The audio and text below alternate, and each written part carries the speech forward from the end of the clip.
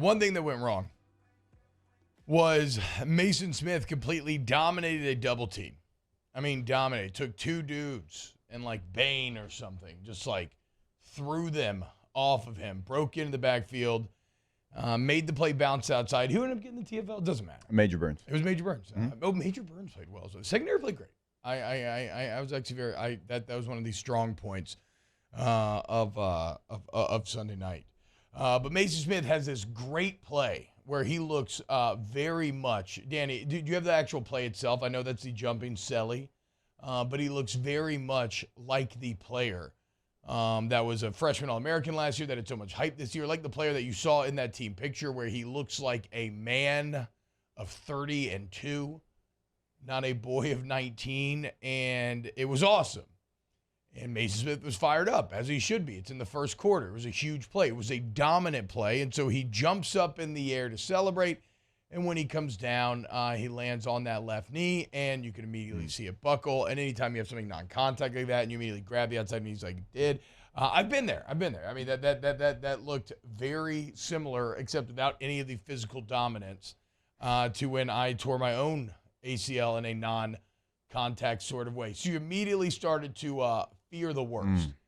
And the worst was confirmed yesterday as Maason Smith is out for the year now with a torn ACL. And we can get to the impact that, and Donnie does those 300 guys have no business jumping. If you're someone, I mean, look, I'm not saying that Maason Smith won't make a concerted effort not to jump in the future.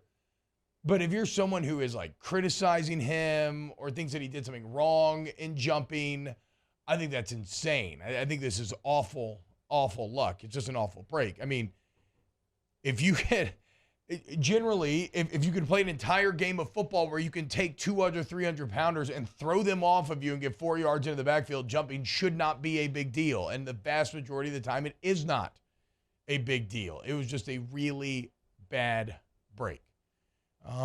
And this is when you cannot help Jake, but be reminded. And Donnie, look, Donnie says it's a joke. Okay, look, to be fair, maybe I came at you a little strong. It's just I've seen a lot of people, feeling very legitimate and criticizing the jump.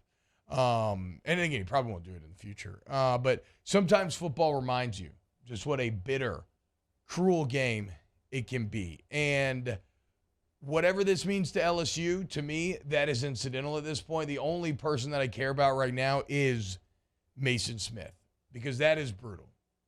A year worth of work, an entire offseason of pouring everything that you have into getting better, into getting ready for this game. So many hours, so much adversity, so much sacrifice. And then you finally get to the only, because nothing about football is fun except for the games. Yeah. Working out sucks. Running sucks. Camp sucks. Practice sucks. It's not like basketball where you actually enjoy going and playing like at the rec or 5-on-5 or 3-on-3 or whatever, or you enjoy practicing. It's not like, getting in the batting cage and hitting like a Zen state. It's a brutal, awful game, and practice sucks, and everything pretty much sucks. But the payoff of game day and the emotions and feelings created therein is unlike anything you've ever experienced. And that is what makes it all worth it. So to do all the BS and then finally get to the payoff and have this happen, what was it, 3 plays in? 5. 5 plays into the game? So not much more, yeah. It's just brutal. It is just cruel and bitter and brutal. And for Maason Smith, I just, look, ACL, whatever. ACL's an ACL. You come back, be better than ever, right? If you approach it the right way. And obviously I think his body work shows you he will. But I just hope mentally right now that he is able to process this and deal with this, because it is news that you never want to hear. And it can continue to a very dark place very easily. And now, I've been there a few times. I was about to ask you, I've never had this. I've never had anything that was career long. I've had surgeries. I've had 4, but they've been in the off season, or one was right before the Sugar Bowl in 2006, and I was still able to play in that game. And so I've never had a moment where I've worked so hard to get ready for the season, and then 5 plays in, certainly you tear your ACL. At any point you tear your ACL, knowing now it's better than it used to be, obviously, like 8 months compared to 12 months, but still, like, it is a brutal injury. you work so damn hard. You have all the fourth quarter program and all the off-season workouts, everything you laid out, T. And, we used to do the 110s and all that, and you get ready for the year, and then 5 plays in, you're out for the rest of the year. And not even talking about what LSU is going to be missing from this player, because we can talk about that, but more just about this young man being out for the rest of the year. And, it's unfortunate. I mean, and I'm not going to get on somebody for jumping up in the air, celebrating with his team. It's natural. I mean, how are you supposed to fight against that? Yeah. So, and for those around our age, Indy Groove in the chat says Grammatica. Yeah, you probably remember very famously. Was it Bill, or Bill was the more famous? It was his brother. No, I think it was brother Bill, because Martin was the more famous one. Yes, Kansas State kicker. Yeah, Bill was with the Cardinals. Yes, when he did it. And Martin was with the Bucks at the time.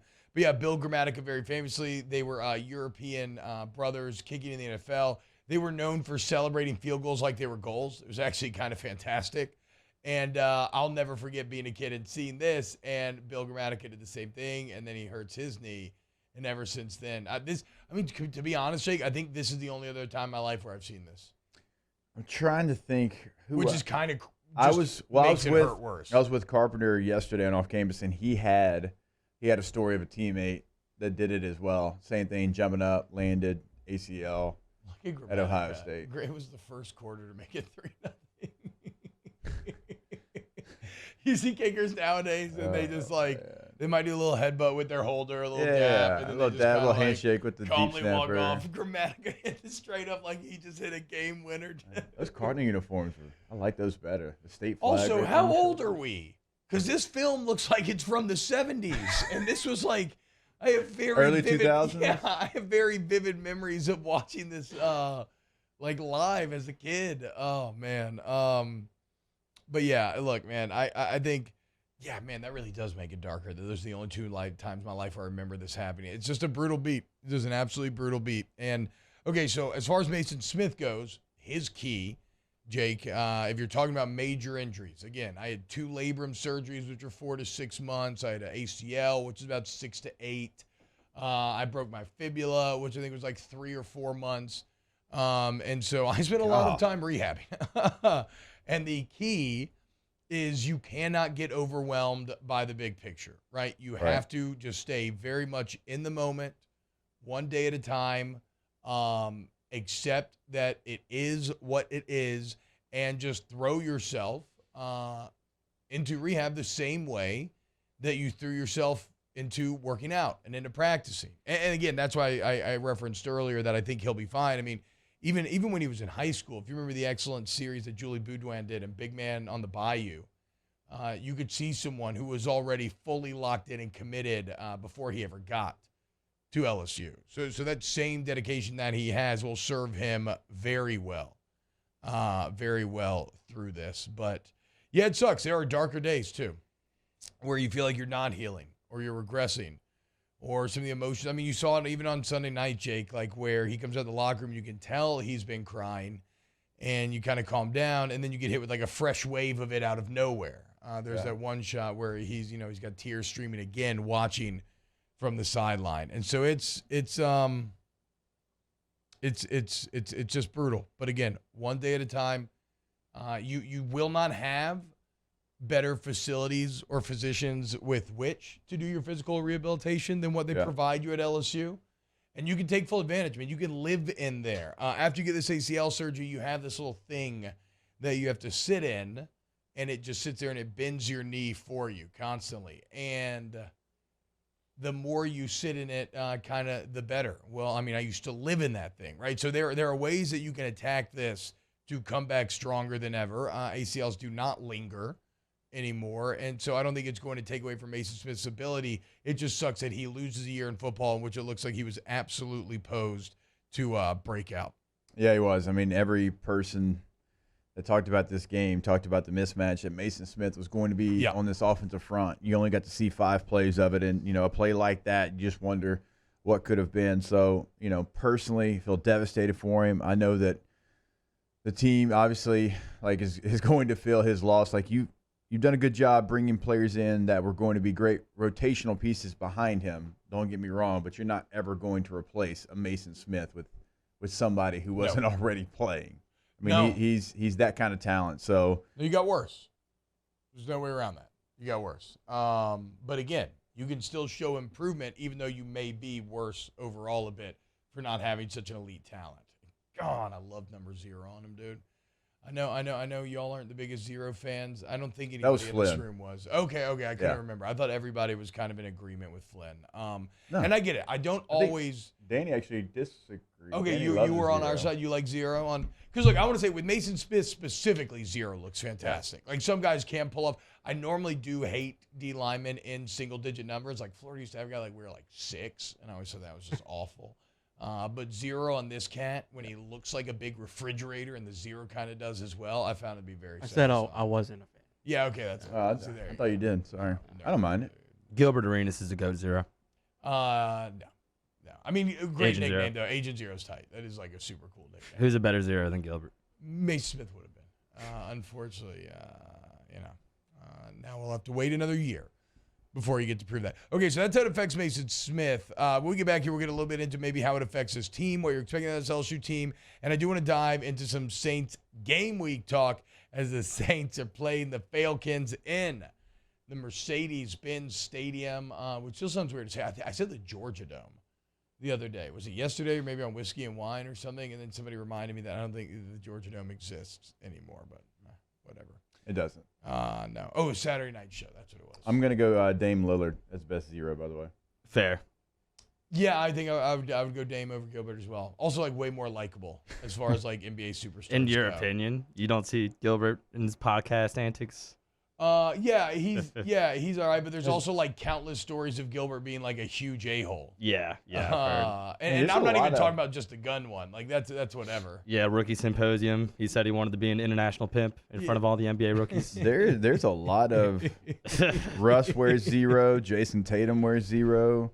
Robert Parrish wore double 0. So Westbrook's a good one. Different number. Oh, dude. Jim Otto wore 0.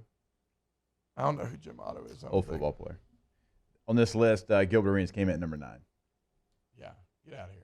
Agent 0. Yeah. Right ahead of Kevin I'm Love. sorry. I don't know why we're throwing strays Gilbert Arenas' way. There's no need for that. He wore 0 because 0 teams wanted him. Every team in the first round passed up on him. Oh, okay. I like that. Okay, I love like that little story. spin angle. Yeah. I'd say, Jake, that has to speak to your heart. Yeah, I like that. All right, when we get back, how does LSU, the team, look to make up for the absence of Maason Smith? And like I said, Falcons, keep it locked right here on OTB. Let's talk about how you replace Maason Smith, Jake. Obviously, number 1 on this list, Jaquelin Roy takes on even greater importance. He was obviously someone that already mattered a ton to you and has to be very good this year. But he is now going to be the guy that will demand a lot of interior attention from opponents. Certainly, Jacobian Guillory now sees his reps and his role increase. We're big Guillory fans. When he came in studio, I thought he was absolutely fantastic in here, very likable, which is always going to make me want you to do well. And then you saw this last game, and he's not Maason Smith, but he was freshman All-SEC, and he was pretty damn solid, and that's Mekhi Wingo.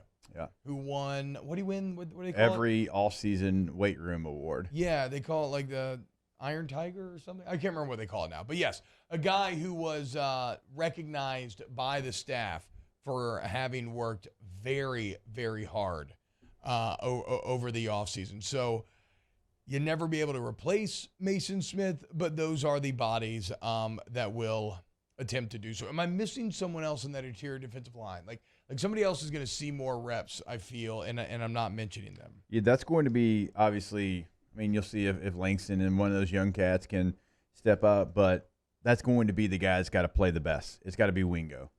Kai Wingo comes to you as someone who was your highest-rated player that you took out of the portal this last year, according to 247. He was a 0.9400. It's tied with 0.940. Bernard Converse. Okay. As far as your top transfer that you brought in. And he was someone that obviously you had a relationship with one of your assistant coaches, played for him in high school, so you had that relationship. You bring him down here. He, does really well in the offseason, and he was going to be like the perfect piece to be able to rotate in there with Maason Smith and Jaquelin Roy. Yeah. That's not going to be the case anymore. Now you've got to go be not just a guy, you got to go be a dude. Yeah. And so It's on him. I mean, he's got to replace one of the better players in the country. And look, man, it's nobody wants to get more reps because they had a teammate get hurt. That is not the way that anybody wants to find their way to the field. That said, it's not like you hurt Maason Smith. The bitterly cruel game of football did that. What you have to do now is take advantage of the opportunity that has been given you, right? In a similarly heartbreaking way, my junior year at LSU in 2010, Jake, Will Blackwell worked very hard the entire offseason. He had won that starting guard position. He literally broke his leg on the first play of the season. Not even play number 5. It's brutal. First play of the season, and he had to miss the entire season. And what it meant, though, is that I was immediately thrust in there in a position I've played before. But you know, I tried to make the most of it and take advantage of those reps, and that's what Wingo has to do now. And look, man, and in doing so, he'll have a great chance to make a name for himself, right? To build off of what got him All-SEC as a freshman last year, or the All-SEC freshman team. Right now, maybe he has the chance to work into being like the big boy All-SEC team, maybe a little honorable mention somewhere around there. The point is, you now have, there's no more valuable commodity in college football than reps. Even more so in the NIL age, because actually playing and getting reps leads to getting paid. But it also leads to NFL scouts getting film on you, getting a chance to see you. So whoever you are, you're now getting reps you were not getting before. You cannot afford to waste these things, and you have to make the most of them. And probably Guillory and Wingo especially are the ones who are going to have that opportunity. Yeah, those will certainly be the first couple of names that you see out there. I mean, I would expect Wingo to be the starter. Guillory kind of comes in as rotational piece. And obviously, like when you look at the depth chart, that was the 2 deep. It was Guillory, it was Wingo there. So you're going to have somebody step up as well, because now you have to replace what Wingo was going to be for you, because that's a 4-man rotation, defensive line and receiver. That's going to be your 2 position groups that rotate probably more than any other group. And I'm talking about every team, not just LSU. So now one of the young players has to step up, because you have to have bodies, certainly in the SEC, at that position. Yeah, I mean, the deeper you are in the D-line, the better. There's no doubt about that. Michael Richards says, I may have missed y'all talk about this already, but why was Besh basically absent? So from viewing the game live, it looked like Besh was always on the field, I think, for the most part. I think that LSU not always, right? But it wasn't like he was not being played. I think that LSU was just really woefully bad at getting the ball to receivers for the vast majority of the game. For many reasons, right? Certainly, sometimes Daniel's got happy feet, but again, who could kind of blame him, Jake? I mean, some of the few film plays that we have watched this morning, the O-line has left a lot to be desired. I'll be interested to see. You got 19 snaps. Cam Wire next year. Okay, so it's 19 snaps. Do you have other snap numbers pulled up here? You want receivers or total? No, I want receivers, or just if you have a total list. But I want to see how that 19 compares in context with the rest of the crew. Is that like equivocal to everybody else, or they have like Jure had 39 snaps. Okay. Any other name? Because I mean, Kayshawn, what did Brian Kayshawn Thomas. have? And pull it up here. Kayshawn had 55. Okay. So yeah, Besh with 19. I mean, Jure. So if you go to Malik Neighbors. Yeah, what did Neighbors have? He had 42. So Besh. Okay, so he wasn't actually in there quite as much as I thought. I think that's kind of very simple. Brian Thomas, 35. I think you have very good receivers, and I think that's 2 games in a row though for Jack Besh. I mean, the bowl game, I think he played 2 plays in the bowl game, and he was ready to go in that game, and they didn't play him. That's odd, because in the context of last year's team, he was a very big deal. No, 100%. Outside looking in, I would just say him not playing here, it's just a very talented room. He did miss a large portion of camp. Remember, he had it was what he ended up having on. I think it was something lower leg, whatever. But he missed a pretty significant amount of time in camp as well. So don't just assume that it's playing time. It could be like, hey, you missed a lot of camp. You got to play catch up a little bit. Yeah. So. Well, that's like, again, football is beautiful in many ways, Jake, but bitter and cruel also play, because that's kind of like him getting hurt during camp, he did nothing wrong. But the fact of the matter is, he is in a supremely talented room. And when you are out and somebody else is in and they are getting reps and the coaches are getting to evaluate it, and that's how you start to lose some of your own reps or get passed up on the depth chart. So we'll see. We'll see if that continues. Something to keep an eye on, sir. I just assumed Best was absent because the whole receiver group was absent. Like the most frustrating part of this is that you for this first game, you displayed a complete inability to leverage your best group of talent on the field. Like, just a complete inability. You want to do this? You want to take a break and then come back with the Pro Football Focus grades? Yes, I would love to do that, and it probably is going to dovetail with some of the Keyshawn conversation that we have to have. So let's get we got some PFF grades coming up for you next here on Off the Bench.